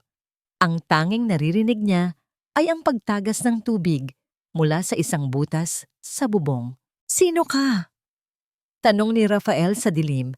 Ang boses niya ay mababa at handa sa anumang panganib. Magpakita ka. Mga yabag. Dahan-dahan. Papalapit mula sa pinakamadilim na sulok ng bodega. Unti-unti, isang anyo ang nabuo habang tinatamaan ito ng sinag ng buwan na tumatagos mula sa isang mataas na bintana. Isang lalaking nakasuot ng formal na damit. Isang mukhang napakapamilyar. Natigilan si Rafael. Ang kanyang mga kamao ay bumilog sa pagkabigla at biglaang galit. Ang lalaking nakatayo sa harap niya, ang taong tumulong sa kanya, ang taong nagbigay sa kanya ng mga email ay si Attorney Marco Reyes, ang mismong abogado ng mga De Alonso. Ikaw? Ang tanging salitang lumabas sa bibig ni Rafael, puno ng hindi makapaniwalang pagkasuklam. Anong laro to? Pinagtatawanan mo ba kami? Walang laro, Mr. Montoya. Sagot ni Marco. Ang boses niya sa unang pagkakataon ay walang bakas ng pagiging malamig at propesyonal. Ito ay puno ng pagod. Kailangan kong makasiguro na mapagkakatiwalaan ka, na hindi ka susuko sa unang dagok pa lang. Mapagkakatiwalaan? Sino-sino ka para sabihin yan? Ikaw ang dahilan kung bakit nawala ang mga bata. Sigaw ni Rafael, handa nang sumugod. Ako rin ang magiging dahilan kung bakit sila babalik sa inyo. Mariing sagot ni Marco, at sa mga salitang iyon, nakita ni Rafael ang isang bagay na kakaiba sa mga mata ng abogado. Isang matinding pighati, isang nag-aalab na galit na katulad ng sa kanya. Hindi kita maintindihan, sabi ni Rafael, naguguluhan. Huminga ng malalim si Marco na para bang naghahanda siyang buksan ang isang sugat na matagal na niyang itinatago. 5 taon na ang nakalipas. Nagsimula siya. Ang ate ko, si Melissa ay pangarap maging isang fashion designer. Matalino siya, masipag, pero mahirap lang kami. Nang magkasakit ang tatay namin, kinailangan niya ng malaking pera para sa operasyon. Ganoon din ang kwento, hindi ba? Pera, laging pera. Nakinig lang si Rafael. Ang kanyang galit ay unti-unting napapalitan ng pagtataka. May lumapit sa kanyang ahente, ang mga De Alonso. Noon, hindi pa sila kasing ingat ngayon. Ang ate ko ang naging surrogate mother nila. Pero hindi naging maganda ang pagbubuntis niya. Nagkaroon ng komplikasyon. Isang gabi, isinugod siya sa ospital nila. Tumingin si Marco kay Rafael, ang kanyang mga mata ay puno ng luha. St. Jude Medical Center. Natigilan si Rafael. Sabi ng mga De Alonso, isang unfortunate accident daw ang nangyari. Sabi nila, ginawa nila ang lahat. Pero nagsinungaling sila. Nalaman ko mula sa isang nurse na naglakas loob na magsalita na pinabayaan nila ang ate ko. Hindi nila tinawag agad ang espesyalista dahil ayaw nilang maistorbo sa isang party na dinadaluhan nila. Namatay ang ate ko at ang sanggol sa sinapupunan niya dahil sa kapabayaan. Napayukom ang mga kamao ni Marco. Sinubukan kong mag-imbestiga pero binura nila ang lahat. Tinakot ang mga testigo. Binayaran ang mga tao. Katulad ng ginawa nila sa'yo, Mr. Montoya. Katulad ng ginawa nila sa pamilya mo. Ngayon, naiintindihan na ni Rafael ang lahat. Ang kislap sa mga mata ng abogado sa bahay nila. Ang koneksyon. Mula noon, patuloy ni Marco, isinumpa ko sa sarili ko na babagsak sila. Nag-aral ako ng abogasya. Naging pinakamagaling sa klase ko. Ginawa ko ang lahat para mapansin ng kanilang law firm. Nagtrabaho ako para sa kanila. Naging pinagkakatiwalaan nilang abogado para makalapit ako, para makakuha ng ebidensya mula sa loob. Naglakad siya papunta sa isang lumang mesa at may kinuha mula sa kanyang briefcase. Ang mga email na ibinigay ko sa'yo, simula pa lang yon. Ang pagtestigo ni Aling Elena. Kailangan kong hayaan yon na mangyari. Kailangan nilang magtiwala sa akin. Kailangan nilang isipin na kontrolado nila ang lahat para sa huling pagdinig. Inilapag niya sa mesa ang isang luma at kupas na journal. Ito ang huling alas natin. Ang diary ng ate ko. Nandoon lahat. Ang mga pag-uusap nila, ang mga banta, ang mga pagpapabaya, ang katotohanan. Tumingin siya kay Rafael, ang kanyang mga mata ay nag-aalab. Bukas, sa huling pagdinig, hindi ako tatayo bilang abogado nila. Tatayo ako bilang testigo laban sa kanila. Ibubunyag ko ang lahat. Hindi lang ang kaso ninyo ni Leah, kundi pati na rin ang kaso ng ate ko at ang kaso ng pamilya mo. Bukas, sabi ni Marco, ang kanyang boses ay puno ng determinasyon at pangako. Hindi lang ang mga bata ang babawiin natin. Babawiin natin ang lahat. Ang courtroom sa araw na yon ay mas siksikan kaysa dati. Ang media ay nagkalat. Ang bawat kamera ay nakatutok. Nag-aabang sa huling hatol. Ito na ang finale ng drama na sinubaybayan ng buong bansa. Si Isabela de Alonso ay dumating na tila isang reyna na handa ng koronahan. Nakasuot siya ng kulay krema, simbolo ng kalinisan at pagiging biktima. Ang kanyang nagkungumak, ang kanyang ngiti ay kalmado. Puno ng kumpiyansang siya ang mananalo. Para sa kanya, ito ay isang formalidad na lamang. Isang huling pagpukpok ng gavel para tuluyang mapasa kanya ang kanyang mga ari-arian. Si Leah at Rafael ay nakaupo sa kabilang panig. Sa labas, mukha silang talunan. Malungkot, bagsak ang mga balikat. Ngunit sa loob, Isang apoy ng pag-asa ang nagsisimulang mag-alab, isang sikretong ibinahagi sa kanila ni Rafael kaninang umaga lang. Leah, may kailangan kang malaman, sabi ni Rafael bago sila pumasok sa korte at ikinuwento niya ang lahat tungkol kay Marco Reyes.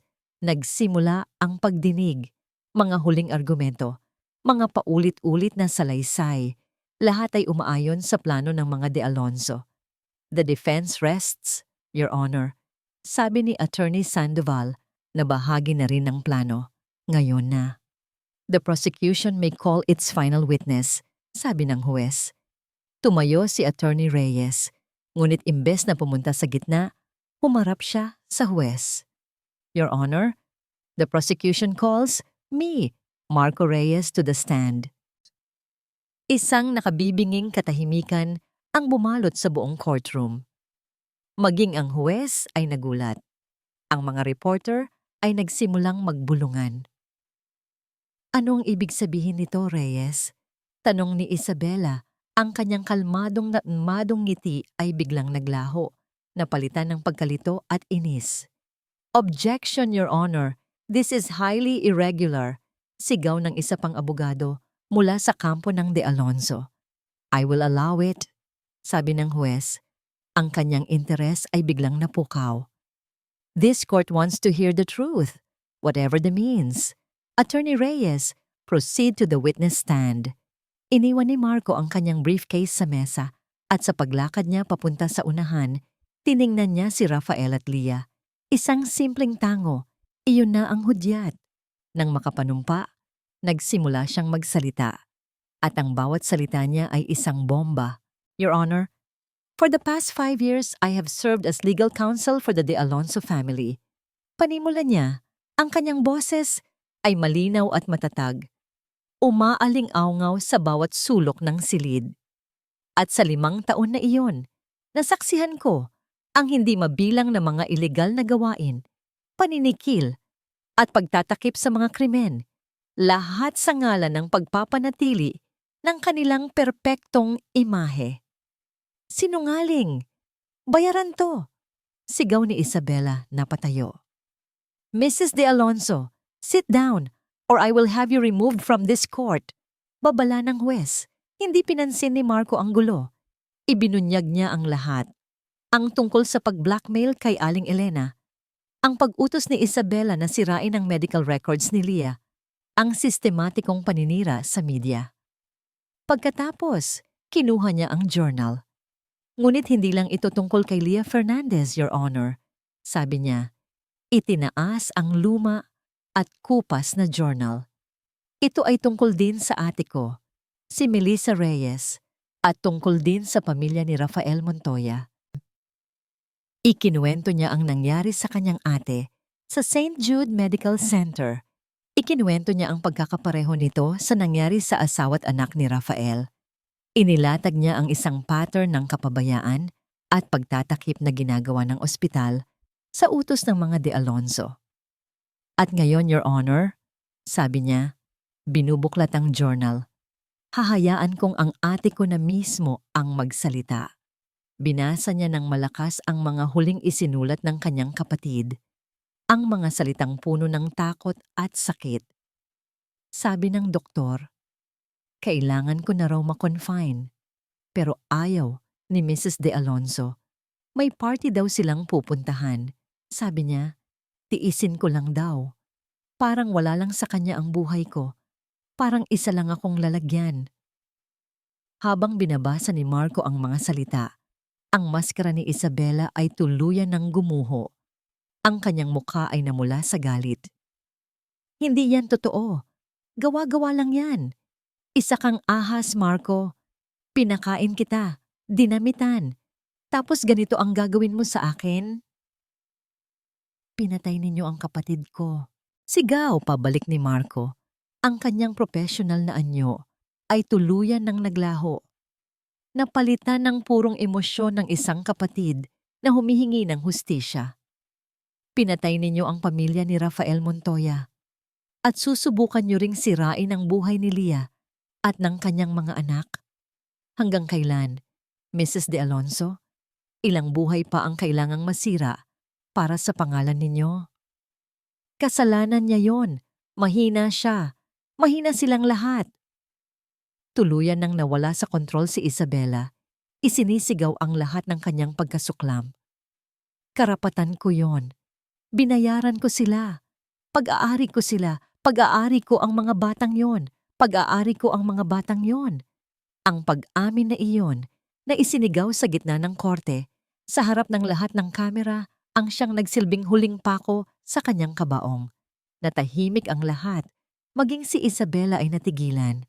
Napagtantong isiniwalat niya ang tunay na halimaw sa loob niya.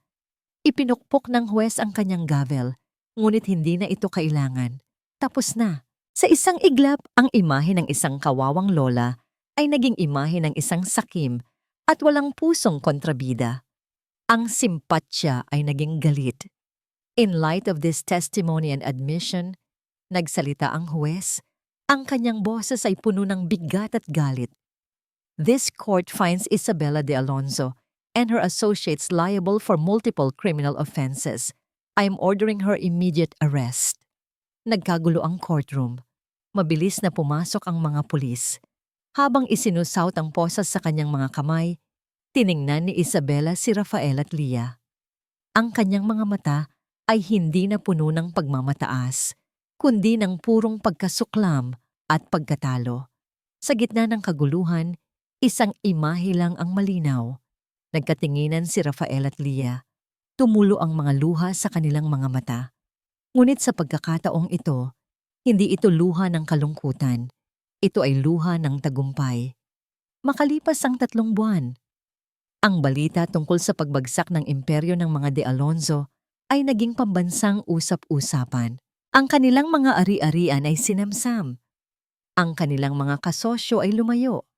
At si Isabela de Alonso, kasama ang ilang opisyal ng St. Jude Medical Center, ay nahaharap sa habambuhay na pagkakakulong. Ang pangalan na minsan ay simbolo ng kapangyarihan ay ngayon naging simbolo ng kasakiman at kahihiyan. Ngunit sa Bicol, malayo sa ingay ng syudad, ang hangin ay payapa. Isang lumang pampasaherong jeep ang huminto sa dulo ng maputik na daan papunta sa bahay ni Rafael. Mula roon, bumaba si Leah. Ang kanyang mukha ay mas maliwanag. Ang kanyang mga ngiti ay abot tenga. Sunod na bumaba si Rafael at sa tulong ni Marco Reyes, na ngayon ay isa ng malapit na kaibigan, maingat nilang ibinaba ang 4 na munting pasahero mula sa sasakyan. Ang 4 na himala ay umuwi na. Sinalubong sila ng buong baryo. Si Mang Cardo, si Aling Nita na humingi ng tawad, maging si Aling Elena na nagsilbi bilang state witness kapalit ng mas mababang parusa. Lahat ay naroon, nag-aalay ng ngiti, pagkain at mga dasal ng pasasalamat.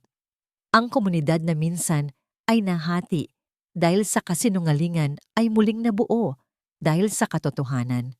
Pagkatapos ng munting salo-salo, nang ang araw ay papalubog na, sa wakas ay narating nila ang bahay. Ang bahay, hindi na ito ang malungkot at madilim na lugar na dati. Nilinis ito ng mga kapitbahay. Naglagay sila ng mga bagong kurtina, may mga bagong banig at mga duyan para sa mga bata. Ang dating puntod ng mga alaala ay ngayon, isa ng tunay na tahanan. Habang karga-karga ni Leah ang isa sa mga sanggol at pinapanood ang 3 pang masayang gumagapang sa bagong banig, lumapit si Rafael sa kanya. May dala itong isang bagay, isang luma at tanso na wind chime. Ito yung wind chime ni Elena, sabi ni Rafael, ang boses ay mahina. Tinanggal ko ito noong nawala sila. Ang tunog nito, ipinapaalala lang nito sa akin ang sakit. Ang katahimikan. Tiningnan niya si Leah. At sa mga mata ni Rafael, wala na ang multo ng nakaraan. Ang naroon na lang ay ang liwanag ng kasalukuyan. Pero ngayon, sa tuwing naririnig ko ang iyak at tawa ng mga bata, sa tuwing nakikita kitang nakangiti, iba na ang kahulugan ng tunog. Hindi na ito tunog ng kawalan, tunog na ito ng buhay. Lumakad siya papunta sa beranda at maingat na isinabit muli ang wind chime sa dati nitong pwesto. Hinipan ito ng papalapit na hangin mula sa dagat at isang matamis, malambing na himig ang kumalat sa buong paligid. Isang himig ng paghilom, isang himig ng bagong simula. Makalipas ang ilang araw, isang umaga, dinalaw sila ni Marco bago ito tuluyang bumalik ng Maynila. Para sa inyo, sabi niya, inaabot ang isang makapal na envelope. Sa loob ay isang tseke. Bahagi ito ng danyos na ipinagkaloob ng korte sa mga biktima ng mga De Alonso. Sapat na yan para makapagsimula kayo, para sa pag-aaral ng mga bata, para sa mas magandang bahay. Tiningnan ni Rafael at Leah ang tseke, pagkatapos ay nagkatinginan sila at sabay nang ngumiti. Salamat, Marco, sabi ni Rafael. Ibinabalik ang sobre. Pero hindi na namin kailangan ng mas magandang bahay. Ang tahanan namin ay nandito na. Bago umalis, nagpunta silang tatlo sa puntod ng mag-ina ni Rafael. Sa tabi nito, naglagay sila ng isang maliit na marker para kay Melissa Reyes. Nag-alay sila ng mga bulaklak at katahimikan. Tatlong kaluluwang pinag-ugnay ng sakit, ngayon ay pinagbubuklod ng kapayapaan. Ang huling eksena ay pamilyar, ngunit ibang-iba na ang pakiramdam. Ang apat na bata, na ngayon ay malusog at masisigla na, ay naglalaro sa damuhan sa ilalim ng mga puno ng niyog, habang ang hangin ng dagat ay marahang dumadampi sa kanilang mga balat. Si Leah ay nakaupo sa tumba-tumba. Hindi na ito ang tumba-tumba ni Elena. Ito na ngayon ay ang tumba-tumba ng isang ina. Habang pinapanood niya ang kanyang mga anak, ang kanyang puso ay puno ng kagalakan. Lumabas si Rafael mula sa bahay, may dalang 2 baso ng malamig na tubig. Umupo siya sa tabi ni Leah. Magkahawak kamay nilang pinanood ang paglubog ng araw. Ang tunog ng wind chime ay nagsisilbing musika sa kanilang katahimikan. Bigla, ang isa sa mga bata, isang maliit na lalaki, ay tumayo ng may kahirapan. Dahan-dahan itong humakbang. 1, 2, 3. Lolo! Sigaw nito, ang unang salitang malinaw na nabigkas nito habang naglalakad papunta kay Rafael. Naiyak si Rafael.